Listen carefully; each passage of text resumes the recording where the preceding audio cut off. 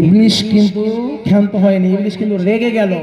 আল্লাহ, আমি আপনার প্রতিনিধি ছিলাম, আমি আপনার খাস একজন ভাজন ছিলাম, আমি ফারিস্তাদের সর্দার, আমি একটা হুকুম না মানার কারণে আপনি আমাকে জান্নাত থেকে বের করে দিলেন, জান্নাত থেকে বের করে দিলেন। এই যে জান্নাত থেকে বের করে দিল, তখন ইবলিসের হিংসা হলো। ইবলিসের কি হলো বলেন? হিংসা হলো। আদম নবীজি জান্নাতে সুবাস করছে, বসবাস করছে, শান্তি মেজাজে আছে। আদম নবীজি তিনি জান্নাতে ঘুরছে, ফল ফ্রুটি খাচ্ছে। একদিন আদম নবীকে উদাস হয়ে বসে আছে, আদম নবী উদাস হয়ে বসে বসে ঘুমাইলেন। আল্লাহ রাব্বুল আলামিন আদম নবীজির পাজরের হাড় দিয়ে, বাম পাজরের হাড় দিয়ে মা হাওয়াকে সৃষ্টি করলেন। বলেন সুবহানাল্লাহ। আমি কিন্তু একটা জিনিস বুঝতে পারি না, আপনাদের এখানে মাহফিলে মেলা দেওয়া নেই, তবু কেন এই যুবক ভাইরা এদিক থেকে ওদিক রাউন্ড মারছে? মেলা বসে আছে কি আপনাদের এখানে? তবু এই ভাইগুলো এদিক থেকে ওদিক রাউন্ড মারছে কেন? কিছু বুঝতে পারছি না। না ওরা কি মেয়ে দেখতে যাচ্ছে ওইদিকে? ডান দিকে জায়গাগুলো আছে ফাঁকা পড়ে আছে, বসেন। ভাই অনুরোধ করে বলছি, রাগ করেন না, আমাকে গাল দিয়ে আমি ছোট ভাই বলে অনুরোধ করব, আপনি মাফ করবেন, আমি অনুরোধ করে বলছি। আবার কোরআনের কথা হচ্ছে, এখানে বসেন, ভালো লাগবে। তো আদম নবী উদাস হয়ে বসে আছেন, ঘুমিয়ে পড়লেন, উঠে দেখছেন একজন মহিলাকে। বল সুবহানাল্লাহ। আদম নবী যখন মহিলাটাকে দেখলেন, কে গো? আপনার বউ। সুবহানাল্লাহ। তাদের বিবাহ হলো, সেই থেকে জান্নাতে বসবাস করতে লাগলো। আল্লাহ রাব্বুল আলামিন বললেন, ও আদম, তোমরা জান্নাতে বসবাস করো, তোমরা জান্নাতের সমস্ত ফল ফ্রুটি খাইবা, তোমরা জান্নাতের সমস্ত গাছের ফল খাইবা রে, কিন্তু ওই গাছের কাছে যাইবা না, যেই গাছের কাছে যাইলে জালিমদের অন্তর্ভুক্ত হয়ে যাবে। আদম নবীকে আল্লাহ রাব্বুল আলামিন জানাইয়া দিল। আদম কিন্তু ভুলে গেছে ব্যাপারটা, আদম ভুলে গিয়েছে। আদম নবী যে আমাদের পিতা, সে ভুলে গিয়েছে, মানে কি আমাদের ভুলা স্বাভাবিক, আমরা তার সন্তান। বলেন আমরা ভুলবো না? ভুলবো কিনা বলেন? ভুলা অভ্যেস আমাদের, কিন্তু জেনে যদি ভুল করি আল্লাহ মাফ করবে, কিন্তু কঠিন তওবা করতে হবে, মানে আর জীবনও করবেন না, তবে মাফ করবে। আর আপনি না জেনে ভুল করেন, ছোট সাগীরা কাবীরা সাগীরা গুনাহগুলো আল্লাহ তাআলা মাফ করে দিবেন। বলেন সুবহানাল্লাহ। আদম নবী কিন্তু ভুলে গিয়েছে। এবার ইবলিস চালু করলো কি, আমি যার জন্য জান্নাত থেকে বের হয়েছি তাকে না বার করা পর্যন্ত আমি ক্ষান্ত থাকবো না। আদম নবীকে ডেকে বললেন, হে আদম শোনো রে, তুমি যদি সারা জলম জান্নাতে থাকবার চাও, জান্নাতে যদি থাকবার চাও, তাহলে ওই ফল তোমাকে খাইতে হবে রে, যেই ফল আল্লাহ তোমাকে খাইতে বারণ করেছিল।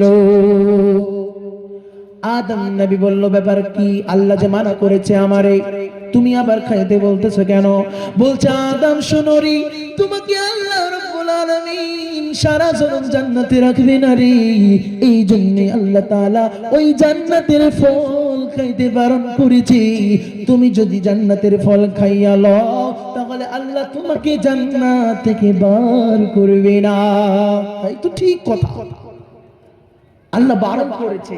এবার এখানে একটা আপনাদেরকে সাজেশন, আমাদের ইমাম সাহেব এবং ওয়াজ যারা করে, আপনাদেরকে ওই কাজটা বারণ করে যে ওই কাজটা হারাম, আপনারা কি করেন?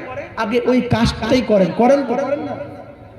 আমাদের বাপ যদি ওই কাজ করে, তাহলে সন্তান করবে কিনা বলেন? করবে তো। তো আদম নবী কি করলো? আল্লাহ যদি জান্নাত থেকে না বার করে, তো আমরা তো সারা জীবন জান্নাতে থাকবো, তাহলে ওই ফলটা খাই। ওই ফলটা খেয়ে নিল মা হাওয়ার আদম নবীজি। আল্লাহ রাব্বুল আলামিন সঙ্গে সঙ্গে জান্নাতের পোশাক খুলে দিলেন। আল্লাহ রাব্বুল আলামিন বললেন, আদম তুমি কি করলে রে? আমি তোমাকে মানা করেছিলাম ওই ফলের কাছে যাবে না, ওই গাছের কাছে যাইবা না, কিন্তু তুমি কি করলে? ইবলিসের ষড়যন্ত্রে পড়ে তুমি ফলটা খাইয়া নিলে, তুমি জান্নাতে আর থাকতে পারবে না। আল্লাহ রাব্বুল আলামিন কি বললেন? মালিক, আমি যে ভুল করলাম মালিক, আমাকে ক্ষমা করে দেন। আল্লাহ রাব্বুল আলামিনের কাছে আদম নবী ক্ষমা চাইলেন। আল্লাহ তাআলা আদম নবীকে ক্ষমা করার সিস্টেম বলে দিলেন। আল্লাহ রাব্বুল আলামিন দোয়া শিখালেন, রব্বানা যালামনা আনফুসানা ওয়া ইল্লাম তাগফির লানা ওয়া তারহামনা লানাকুনান্না মিনাল খাসিরিন। জোরে কোন আল্লাহু আকবার। আল্লাহ রাব্বুল আলামিন আদম নবীকে দোয়া শিখালেন। আদম নবী এই যে দোয়া পড়তে লাগলেন, পড়তে পড়তে আল্লাহ রাব্বুল আলামিন আদম নবীকে 40 বছর পর ক্ষমা করেছিলেন। বলেন সুবহানাল্লাহ। আল্লাহ রাব্বুল আলামিন একদিন বললেন, মালিক, আপনার জান্নাতের দুয়ারে আমি দেখেছিলাম আপনার নামের পাশে কার যেন নাম লেখা আছে। আল্লাহ গো, মনে হয় আপনার খাস বান্দা, আপনার মনে হয় বন্ধু। আল্লাহ গো, সেই বন্ধুর খাতিরে আমাকে ক্ষমা করে দেন। রব্বানা যালামনা, আল্লাহ আমি জুলুম করেছি নিজের নফসের উপরে, আল্লাহ আপনি আমাকে ক্ষমা করে দেন। আদম নবীকে ক্ষমা করে দিল। বলেন সুবহানাল্লাহ। আল্লাহর নবী সাল্লাল্লাহু আলাইহি সাল্লাম বললেন, ও উম্মতিরা রে, তোমরা যদি আমার সঙ্গে জান্নাত যাইবার চাও তাহলে আমার সুন্নতকে আঁকড়ে ধরো, আমার সুন্নতকে মেনে নাও। আল্লাহর নবী হাদিস পাকের মধ্যে বললেন, মান আহাব্বা সুন্নতি ফাকাদ আহাব্বানি ওয়া মান আহাব্বানি কানা মাই ফিল জান্নাহ। আল্লাহর নবী সাল্লাল্লাহু আলাইহি সাল্লাম বললেন, যে আমার সুন্নতকে মহব্বত করবে সে আমি নবীকে মহব্বত করলো, যে আমি নবীকে মহব্বত করলো কানা মাই ফিল জান্নাহ, সে আমার সঙ্গে জান্নাতে যাবে। জোরে জোরে হবে না সুবহানাল্লাহ। আমরা সুন্নতকে মহব্বত করছি, খুব কষ্ট লাগে। আমাদের যুবক ভাইরা তারা স্টারদেরকে ফলো করে, তারা বড় বড় সেলিব্রিটিদেরকে ফলো করে। হ্যাঁ, কিছু একজন যুবক ভাই আমাদের অনেক দিন হয়ে গেল, দানিশ বলে একজন যুবক, সে মুসলমান, তার চুলের কাটিং ট্যাটু, মানে বুকে হাত পায়ে সব জায়গায় ট্যাটু আর ট্যাটু। একজন ভাই সোশ্যাল মিডিয়াতে তাকে নিয়ে মানে ভিডিও করে, সে দানিশকে ফলো করে। কিন্তু আমাদেরকে ফলো করা লাগবে আমাদের নবীকে, কিন্তু আমরা নবীকে ফলো করতে পারি নাই। এই জন্য আমাদের স্ট্যাটাস শেষ হয়ে যাচ্ছে। আমরা যদি নবীকে ফলো করতাম তাহলে আমরা মুসলমান জাতি কখনোই লাঞ্ছিত বঞ্চিত হতাম না। জোরে কোন সুবহানাল্লাহ। আজকে মুসলমান মার কেন খায় জানে? আমরা কোরআনকে মানতে পারি না, হাদিসকে মানতে পারি না। এই জন্যই আল্লাহ রাব্বুল আলামিন জালিম শাসক দিয়ে আমাদেরকে মার খাওয়ায়, কিন্তু কপাল পুরা মুসলমান বুঝতে পারে না। সমাধান পেতে হলে কোরআনের মাহফিলে বসতে হবে, সমাধান পেতে হলে কোরআনের আলোচনায় বসতে হবে, সমাধান পেতে হলে মসজিদের ইমাম সাহেবের কাছে আলোচনা শুনতে হবে, জানতে হবে, জ্ঞান অর্জন করা লাগবে। কিন্তু আমাদের জাতি সমাধান কোথায় পায়? চায়ের দোকানে। চাচা চায়ের দোকানে বিড়ি টান মারে, চা পান করে, আর ইমাম সাহেবের গীবত করে। কথা কোন ঠিক কিনা? এই তোমরা করো, তোমরা ঠিক বলছো, আমাদের চাচারা করছে, তার তোমরা ঠিক কিনা বলছে না, বুঝতে পারছো না? রাগ করছেন বাবারে আমার, রাগ করবেন না, আপনাদের কথা বলছি না, আমার খুদ মসজিদের মুসল্লির কথা বলছি। আমার মসজিদের মুসল্লিরা কি করে জানেন? হক কথা বলবো, আল্লাহর কসম করে বলি, আমি হক কথা আমার মসজিদের মুসল্লিদেরকে বলি। তোমার মসজিদের দরকার নেই, আল্লাহর ঘর যেখানে থাকবে সেখানে নামাজ কায়েম করব, নামাজ পড়বো, আমার চাকরি থাক না থাক সমস্যা নাই। তোমরা তাস খেলবা, তাসের আড্ডা থেকে আবার মসজিদে আসবা, আবার আল্লাহর গোলামি করে তাসের আড্ডায় বসবা, তাহলে তোমার দাম কোথায় থাকলো বল? আমার মুসল্লি কি করে? কিছু কিছু মুসল্লি, সবাই না, কিছু কিছু মুসল্লি তারা তাসের আড্ডায় বসে আর হুজুরকে বলছে, আমাকে এসে বলছে হুজুর সালাতুত তাসবিহ নামাজ পড়বো। আরে গোলাম, আরে নাফরমান বান্দা, তোমারে বলতেছি তুমি তাসের আড্ডায় বসে তাস খেলো আর তুমি সালাতুত তাসবিহ নামাজ পড়বা, তাহলে আল্লাহ তাআলা তোমার গুনাহ কি মাফ করবে? সেই ব্যক্তিটা আবার দেখছি তাসের আড্ডায় সালাতুত তাসবিহ নামাজ পড়ে, আবার দেখছি তাসের আড্ডায়। তাহলে বলেন নামাজ আমাদেরকে খারাপ কাজ থেকে বিরত রাখতে পারছে? সমাধান আমরা খুঁজতে জানি না। সমাধান চাও যদি জীবনে মরণে, ফিরে চাও খুঁজে নাও চোখ রাখো কোরআনে। সমাধান চাও যদি জীবনে মরণে, ফিরে চাও খুঁজে নাও চোখ রাখো কোরআনে। তবেই পাবে সুখ শান্তির ঠিকানা, তবেই পাবে সুখ শান্তির ঠিকানা, যদি মেনে নাও তুমি মনে প্রাণে সমাধান। আমার সঙ্গে সঙ্গে বলতে পারবেন আপনারা? এই বলতে পারবে বাচ্চারা? বলো। সমাধান চাও যদি জীবনে মরণে, ফিরে চাও খুঁজে নাও চোখ রাখো কোরআনে। জোরে। সমাধান চাও যদি জীবনে মরণে, ফিরে চাও খুঁজে নাও চোখ রাখো কোরআনে। সমাধান চাও যদি জীবনে মরণে, ফিরে চাও খুঁজে নাও চোখ রাখো কোরআনে। এই তো চির অমর চির মুক্তির ডাক, এ যে মহাবাণী খোদারি কালামে পাক। কার কালাম? তোমরা চুপ করো, এবার আমার চাচাদেরকে জিজ্ঞাসা করো কার কালাম? চুপ কেন ভাই? বলেন, জোরে বলেন, কার কালাম? আল্লাহর কালাম। জোরে আওয়াজ হচ্ছে না কেন? খিদা লেগেছে? খাবার দিতে বলবো নাকি? বলেন কার কালাম? আরো জোরে, কার কালাম?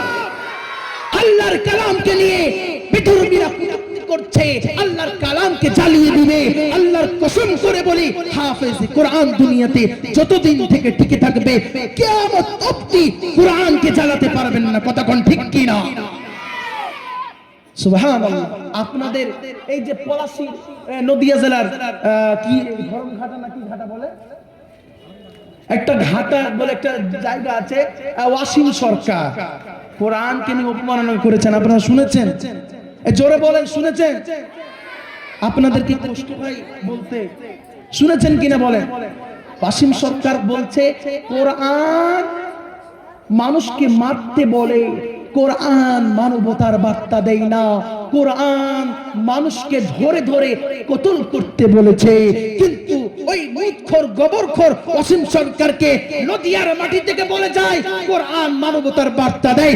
গোবর খেয়ে খেয়ে মাথা নষ্ট হয়ে গেছে, মাথা খারাপ হয়ে গিয়েছে। ওয়াসিম সরকার গবরখোর, তুই কোরআনের মানবতার বার্তা খুঁজে পাস না। এবার আপনাদের কাছে প্রশ্ন, কোরআনের এক একটা আয়াত নাযিল হয় কিসের জন্য ভাই? যে এখানে একটু জমায়েত হয়ে আছেন, ওই যে খালি জায়গা আছে পূরণ করো।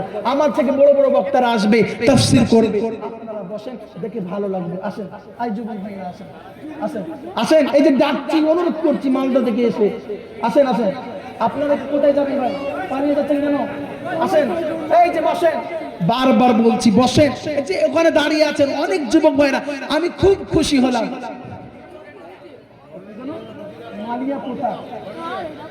শোনো শোনো মালিয়া পুতবাসী, শোনো দিয়া মোহ, ভালো লাগলো আপনাদের মাহফিল আয়োজন হয় রে, ভালো লাগলো আপনাদের মাহফিল আয়োজন। এই গজলটা বলবো, শেষ হতে না হতে একজনে কেউ দাঁড়িয়ে যেন না দেখি, অনুরোধ করছি। এই গজলটা শেষ হবে আর আপনারা বসে যাবেন। এই যে ফাঁকা জায়গাগুলো, এই চটগুলো খালি আছে, আসেন। শোনো শোনো মালিয়া পুতবাসী, শোনো দিয়া মন, ভালো লাগলো আপনাদের মাহফিল আয়োজন হয় রে, ভালো লাগলো আপনাদের মাহফিল আয়োজন। এই মাহফিলের সভাপতি মুফতি আব্দুর রহমান সাহেব, আরো আসে প্রধান বক্তা আব্দুল মুত্তালিব সাহেব। এই মাহফিলের সভাপতি মুফতি আব্দুর রহমান সাহেব, আরো আছে প্রধান বক্তা আব্দুল মুত্তালিব সাহাব। কোরআনের কথা শুনবে আমল করার আশায়, কোরআনের কথা শুনবে আমল করার আশায়, মন দিয়া শুনবেন কোরআনের কথা, মন দিয়া শুনিবেন কোরআনের কথা। শুনো শুনো মালিয়াপুরবাসী শুনো দিয়া মন, শুনো শুনো মালিয়াপুরবাসী শুনো দিয়া মন, ভালো লাগলো আপনাদের মাহফিল আয়োজন, হায়রে ভালো লাগলো আপনাদের মাহফিল আয়োজন। আমাদের এই ওস্তাদ মুফতি আব্দুর রহমান সাহেব আমার হুজুর, খুব প্রিয় হুজুর। আপনারা আপনাদের গ্রামে রত্ন পেয়েছেন, তিনি এত বড় আলেম, আলহামদুলিল্লাহ শাইখুল হাদিসের সমতুল্য জ্ঞান রাখে। তিনি আমাদেরকে মিশকাত শরীফ পড়িয়েছেন, বলেন আলহামদুলিল্লাহ। আপনাদের রত্নকে যদি আপনারা যত্ন করতে না পারেন তাহলে কে যত্ন করবে? একটা হাদিস বলি, তারপরে মূল ওয়াজের দিকে যাব। আল্লাহর নবী সাল্লাল্লাহু আলাইহি সাল্লাম বলে, যেই জাতি কোরআন ওয়ালাকে সম্মান করতে পারবে না, কোরআনের খাদেমকে সম্মান করতে পারবে না, আলেমকে সম্মান করতে পারবে না, ওই জাতির সাত জনম পর্যন্ত মানে বংশতে আলেম আর হবে না। আপনারা যদি আলেমকে সম্মান যদি না করেন তাহলে আপনার সন্তান আলেম হবে? বলে হবে? জোরে বলেন, আলেম হবে? আমরা আলেমদেরকে সম্মান করি না। আমরা কি মনে করি? আলেমদেরকে, আমার সন্তানকে যদি আলেম বানাই তাহলে মাদ্রাসায় যাবে আর ভিক্ষা করে করে খাবে। আল্লাহু আকবার, এরকম মানুষ বলে। কিন্তু আল্লাহর কসম করে বলি, আল্লাহি কসম, আল্লাহর কসম করে বলছি, আলেমরা ভিক্ষা করে খায় না। আলেমদের সম্মান মর্যাদা আল্লাহ রাব্বুল আলামিন দিয়েছেন। সুবহানাল্লাহ, আর জোরে হবে না সুবহানাল্লাহ? কিন্তু দুঃখের সাথে বলছি, আলেমদের সম্মান নেই।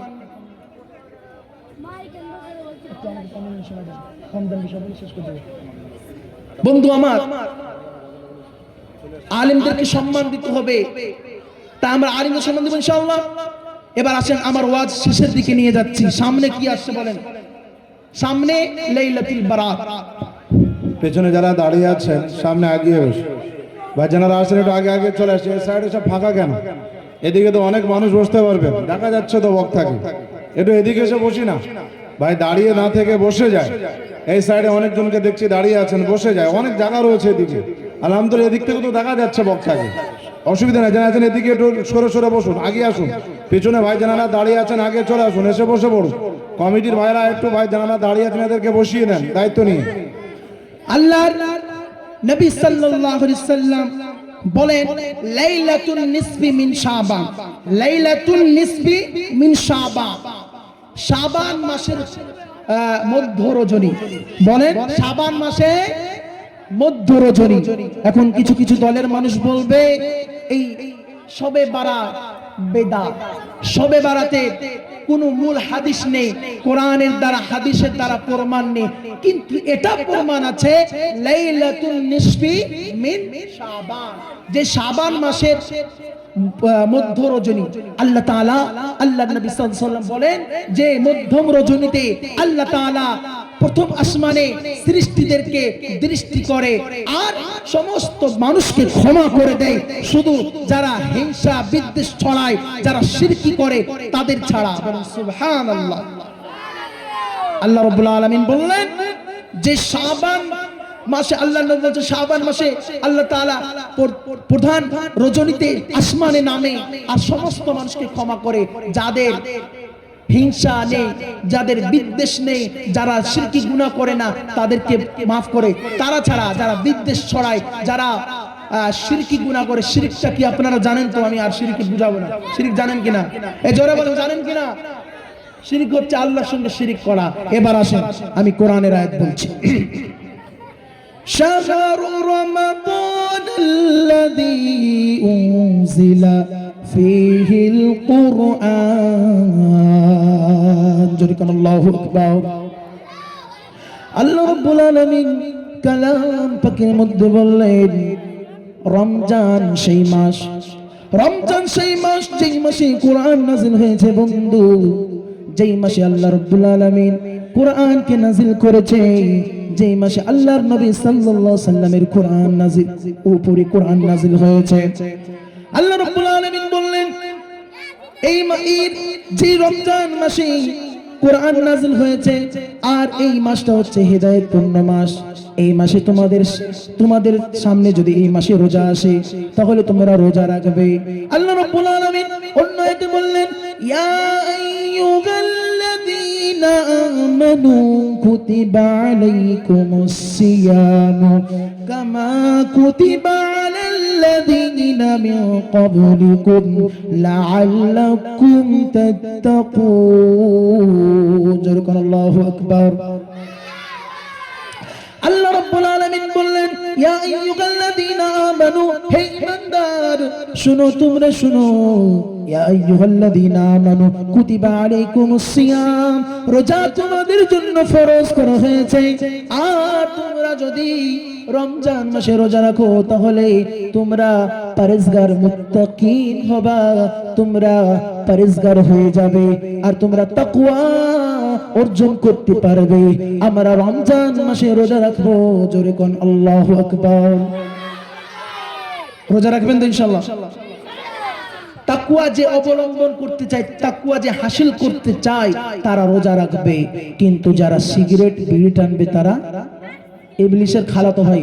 কি বলেন? ফরজকে এড়িয়ে বিড়ি টানবে, সিগারেট টানবে, তারা ইবলিসের সঙ্গী হবে। আল্লাহ রাব্বুল আলামিন আমাদের জন্য 5টা জিনিসকে ফরজ করেছে। 5টা জিনিসের মধ্যে আমরা সকলেই জানি কালমা, নামাজ, রোজা, হজ, যাকাত। কিন্তু সাধারণ মানুষ যারা আছে তাদের জন্য ঈমান মানে কালমা, নামাজ, রোজা, হজ, যাকাত হচ্ছে যারা ধনী ব্যক্তি তাদের জন্য। জোরে কোন আল্লাহু আকবার। গরিব মানুষরা মনে করে আমরা তো রোজা, নামাজ, ঈমান তো নিয়ে এসেছি কিন্তু হজ, যাকাত আদায় করতে পারি না। কিন্তু অসুবিধা নেই, যারা মাল দাতা, যারা ধনী ব্যক্তি, তারা তাদের মাল থাকার সত্ত্বেও যদি রমজান মাল থাকার সত্ত্বেও যদি তারা হজ আর যাকাত না পালন করে তাহলে আল্লাহর না শুকরি বান্দাদের মধ্যে গণ্য হবে। রমজান মাসে রোজা রাখার পর গরিব মিসকিনদের দান করবেন, আল্লাহ রাব্বুল আলামিন আপনার মাল আরো বাড়াইয়া দিবে, আল্লাহর শুকরিয়া আদায় করবেন। আল্লাহ রাব্বুল আলামিন কালাম পাকের মধ্যে বললেন লা ইন শাকারতুম লা আযীদান্নাকুম ওয়া লা ইন কাফারতুম ইন্না আযাবি লাশাদীদ। জোরে কোন আল্লাহু আকবার। আল্লাহ রাব্বুল আলামিন বললেন যে আমার শুকরিয়া আদায় করবে আমি আল্লাহ রাব্বুল আলামিন তার নিয়ামত বাড়িয়ে দিব, আর যে আমার নাফরমানি করবে ইন্না আযাবি লাশাদীদ, আমি আল্লাহ রাব্বুল আলামিন তাকে সত্যম আযাবের মধ্যে গ্রেফতার করব। রমজান মাস তাহলে আমাদের জন্য রহমত মাগফিরাতের মাস। কোন সুবহানাল্লাহ।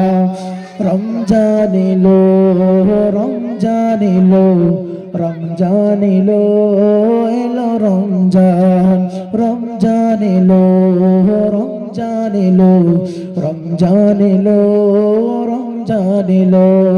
মাগফিরাতের বার্তা নিয়ে এলো আহ্বান, মাগফিরাতের বার্তা নিয়ে এলো আহ্বান। রমজান এলো, রমজান এলো, রমজান এলো, এলো রমজান। মাগফিরাতের বার্তা নিয়ে এলো আহ্বান, তাই শিকলে বন্দী হলো ইবলিস শয়তান। এলো রমজান, এলো রমজান, এলো রমজান, এলো রমজান। আল্লাহর নবী সাল্লাল্লাহু আলাইহি সাল্লাম বললেন ও আমার উম্মতিরা শোনো, রমজান মাসে তোমাদের জন্য জান্নাত খুলে দেওয়া হয় আর জাহান্নামের দরজা বন্ধ হয়ে যায়, আর ইবলিস শয়তানদেরকে শিকল দিয়ে বন্দী করা হয়। জোরে কোন আল্লাহু আকবার। আপনাদের আওয়াজ কেন আসতে হলো ভাই? জোরে কোন আল্লাহু আকবার। রমজান মাসে আল্লাহ রাব্বুল আলামিন জান্নাতকে সাজিয়ে দেয়, জান্নাতকে সাজানো হয়, জান্নাতকে সাজিয়ে একবার সুন্দর করে দেয় আর জাহান্নামের দরজা বন্ধ করে দেয়। জাহান্নামের প্রত্যেকটা দরজা আল্লাহ রাব্বুল আলামিন বন্ধ করে দেয় আর শয়তান ইবলিসদেরকে শিকলবন্দি করে রাখে। তবে বলবেন হুজুর তাহলে আমরা কেন গুনাহ করি? যে গুনাহ করে তার দোষ, কিন্তু শয়তানের দোষ না। যে গুনাহ করে রমজানের মাসে তার দোষ কেন? শয়তান এমন তাকে করেছে, গুনাহ করে করে করে শয়তান বলছে এ তো গুনাহ করছে আর একে পারা যাবে না, একে মানে এ গুনাহ করছে একে ছেড়ে দিই আর একে মানে আশা দিব না, মানে সে আমার সঙ্গে সঙ্গে থেকে থেকে আমার সঙ্গে গুনাহ করে করে আমার ভাজন আমার বন্ধু হয়ে গেছে, আমি একে কেন পিন দিব? যে নামাজ পড়ে, যে আল্লাহর গোলামি করে আলেমদেরকে পিন দিব। এবার বলেন হুজুর আলেমরা জেনে শুনে কেন ভুল করে? আরে খ্যাপা, বিবেক দিয়ে বলবেন আপনি। আল্লাহ তাআলা এই যে মিশন শুরু হয়েছে, ইবলিস আল্লাহর সঙ্গে যে নাফরমানি করলেন, যে আদমকে সাজদা করলো না, এখান থেকে ইবলিসের মিশন ছিল যে আল্লাহ তাআলার খাস খাস বান্দাদেরকে পথভ্রষ্ট করব। কিন্তু যারা পথভ্রষ্ট হয়ে আছে তারা তো পথভ্রষ্ট, তারা তো আল্লাহর নাফরমান বান্দা, তাদেরকে কেন ইবলিস তাদের কাছে যাবে? ইবলিস তাদের কাছে যাবে না। যে নামাজ পড়বে 5 ওয়াক্ত, যে রোজা হজ যাকাত আদায় করবে, যে আলেম উলামা, তাদেরকে ইবলিস আশা দেয়। আর আপনারা যদি ইমাম সাহেবের ভুল পান তাহলে কি করে? ইমাম সাহেবের ভুল পাওয়ার পর চায়ের দোকানে আড্ডা বসিয়ে ইমাম সাহেবের গীবত করা হয়। কথা কোন ঠিক? করেন না তো আপনারা? করেন তো? আরে আমি করি, ইমাম সাহেবের বদনাম করি, হলো আপনারা করেন না। বন্ধু আমার, ইমাম সাহেবের বদনাম করলে হবে না, ইমাম সাহেবের দাম আছে। আর কবি বলছে আজকে ইমাম সাহেবদের দাম আমরা দিতে পারি না, এই জন্যই আমাদের উপরে ইমামের মহব্বত নেই। আর সমাজে 10টা যদি ডাক্তার হয় একটা আলেম খুঁজে পাওয়া মুশকিল হয়ে যায়, এই জন্য ইমামদেরকে সম্মান করি না। ও দেশের ভাই রে, সত্য কথা বলি রে, এ দেশে যাদের দাম বেড়েছে তাদের কথা শোনাই রে। ও দেশের ভাই রে, সত্য কথা শোনো রে, এ দেশে যাদের দাম বেড়েছে তাদের কথা বলি রে। দাম বেড়েছে সরকারের, দাম বেড়েছে ডক্টরের, দাম বেড়েছে মাস্টারের, শুধু দাম বাড়েনি আলেম ইমামের। এবার আওয়াজ দিবেন ঠিক কিনা? যারা দাম দেয় না তারা কিন্তু আওয়াজ করবে না, মনে মনে ভাবে হুজুর তো ঠিক বলছে, আমরা দাম দিই না, তো আমরা আওয়াজ যদি দিই তাহলে আমাদের দোষ হয়ে যাবে, আমরা কেন আওয়াজ দেব? আল্লাহর কসম করে বলি, আপনি যদি আলেমদেরকে মহব্বত করতে না পারেন তাহলে আপনি 5 ওয়াক্ত নামাজ পড়ছেন যে ইমামের পিছনে, আপনার নামাজ হবে না, পরিপূর্ণ হাসিল হবে না। আপনি আপনার ইমামকে ভালোবাসবেন। আল্লাহর নবী বললেন যে আলেমদেরকে মহব্বত করবে, যে ইমামদেরকে মহব্বত করবে। আর আপনি ইমামকে মহব্বত করছেন না, ইমামের গীবত গান, আবার নামাজের কাতারে ইমাম সাহেবের পিছনে চুপি চুপি নামাজ পড়ে, আপনার নামাজ কিন্তু হবে না। হাদিস আপনি জেনে নেন, আমাদের ওস্তাদ আছে, ওস্তাদের কাছে জানেন যে ইমামকে আপনি ভালোবাসছেন না, আপনি ইমামের কটূক্তি করছেন, বদনাম করছেন, ইমামের সঙ্গে আপনার একটা বিদ্বেষ, আপনার ইমামের পিছনে নামাজ পড়তে ভালো লাগে না, তবুও আপনি আপনার খাতিরে নামাজ আদায় করছেন, আপনার এই নামাজটা কিন্তু সম্পূর্ণ আদায় হবে না। তাই বলছি আলেমদেরকে মহব্বত করতে হবে, আলেমদের মর্যাদা দিতে হবে। আপনারা তো পারবেন না আলেমদের মর্যাদা, কিন্তু আল্লাহ তাআলা দেন। সুবহানাল্লাহ। আলেমদের কেমন মর্যাদা? আলেমদের প্রথম ঘাটিতেই মর্যাদা, বলেন সুবহানাল্লাহ। যখন বাচ্চা জন্মগ্রহণ করে, হয়তো আপনাদের যাদের জানা আছে তারা আজান দেয়, কিংবা আলেম কিংবা মসজিদের ইমামদেরকে ডেকে আজান দেওয়া করাই, বলেন সুবহানাল্লাহ। এটা প্রথম যখন বাচ্চা হয়। এবার বিবাহ করাই যখন আলেমদেরকে ডেকে, মৃত্যু যখন হয় আলেমদেরকে ডেকে, মানে 3টা ঘাটি, মেন ঘাটি, আর 3টা ঘাটিদেরকে আলেমদেরকে ডাকেন। কিন্তু আলেমদের পিছনে লাগার মানুষ অনেক আছে, আপনারা চিন্তা করেন না, আপনাদের ব্যবস্থা কবরে রাখা আছে। আল্লাহ নবী সাল্লাল্লাহু আলাইহি ওয়াসাল্লাম বলছেন যে 5 নম্বর ব্যক্তি হয়ে যাবে, 5 নম্বর ব্যক্তিটা ওই ব্যক্তি যে আলেমদের কটূক্তি করবে, আলেমদের বদনাম করবে, আলেমদেরকে সম্মান দেবে না, আলেমদেরকে ভালোবাসবে না, সে ধ্বংস। কথা ঠিক কিনা? আলেমদের সঙ্গে মিল মহব্বত করে থাকতে হবে, তবে আপনি কোরআন হাদিস বুঝতে পারবেন। আমি কি ভুল বলছি চাচা আমার? আমি কি ভুল বলছি? বলেন, যদি ভুল বলি তাহলে এই কথা বলবো না। ভুল বলছি? জোরে বলেন, ভুল বলছি? আপনারা আওয়াজ দিলে কি করে হবে? ওই চাচারা তো আওয়াজ দিচ্ছে না আমার সঙ্গে, মনে মনে রাগ করছে। এই বক্তাটা একবারে চলে এসছে কোথায় থেকে আমাদের নামে বলছে। বন্ধু আমার, এবার আপনাদের নামে বলবো না, এবার সমাজের কিছু 2-1 মিনিট কথা তুলি। সমাজে যখন বিয়ে হয় আপনাদের এখানে ডিজে নিয়ে আসে, এ জোরে বলবেন ডিজে নিয়ে আসে কিনা? সমাজে বিবাহ হয় ডিজে নিয়ে আসে, আপনাদের এখানে নিয়ে আসে কিনা জানি না। আমার ওখানে আমার কিছুদিন আগে বিবাহ হলো, আমার মসজিদের পাশের পুরো একবারে পাশের মসজিদ এখানে, আর 50 মিটার মনে হয় দূর হবে, মানে এ পাড়া থেকে, মানে এখানে মসজিদ আমার আর ওই মসজিদের কাছে তাদের বাড়ি। এত জোরে ডিজে বাজাচ্ছে আর হিজড়াদেরকে নিয়ে এসে নাচ করাচ্ছে আর হলুদ মাখামাখি করছে, মানে রং মাখামাখি করছে, আর পুরো রাস্তায় ব্যান্ড বাজাচ্ছে আর নাচছে। কি খেয়ে জানেন? কি খেয়ে? কি খেয়ে না? এই ভাইরা বুঝতে পারে তোমাদের এখানে হয় না? আলহামদুলিল্লাহ বলো, বলো আলহামদুলিল্লাহ। যেখানে এই কাজ হবে আল্লাহর নবী সাল্লাল্লাহু আলাইহি সাল্লাম বলছেন, লানত লানত তাদের উপরে যারা শয়তানের প্রকাশ্যে কাজ করে। আপনাদের এখানে হয় না? জানটা একবার ভরে গেল আপনাদের এই পাড়ার নাম শুনে, বলেন সুবহানাল্লাহ। আল্লাহ কবুল করুক আপনাদেরকে, আল্লাহ কবুল করুক। আমি ইরাদা করেছি, আমি ওই পাঁচতুপি কান্দির সাইডে আমি ইমামতি করেছি, আমি ওখানে ঢুকেই দেখেছি যে এই মিশনটা আমি চালিয়ে যাব।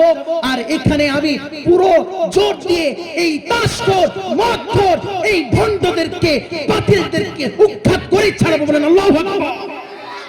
আমাদের বক্তা সাহেব চলেছেন, বলেন নারে তাকবীর, নারে তাকবীর। বাংলার ভাইরাল বক্তা আমার প্রিয় ভাজান মুফতি মুখলেসুর রহমান শুধু আপনাদের নদিয়ার মাটিতে নয়, বাংলাদেশ, ত্রিপুরা, আসাম, মেঘালয় এবং কি বাংলাদেশের অনেক প্রোগ্রাম ক্যান্সেল করে আপনাদের এখানে আসে। বলেন সুবহানাল্লাহ।